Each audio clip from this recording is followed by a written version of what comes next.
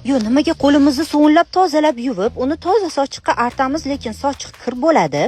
Nimaga choyni oshxonada ichamiz u oshni choyxonada yeymiz? Nimaga kitob o'qiganda vaqt sekin o'tadi-da, lekin Instagramda Reels'da o'tirganimizda vaqt uchib o'tib ketadi? Oyijonimni bitta gaplari bor edi. Kallasimda ish bor buni derdilar. Kimnidir miyasi ishlamay qolsa, menda ham cho'ta shunaqa bo'ldi-yu deb qarasam, Jannapala ham to'yimizni videosini ko'rib turishgan ekan. O, Oyijonni umrlari uzoq bo'lar. Jannapa, Oyijon gaplari to'g'rimikin? Miyamdagi fikrlarim lazgiga o'ynab yotibdi. Bambu qo'yasizmi desam, ustimdan qotib tashadilar.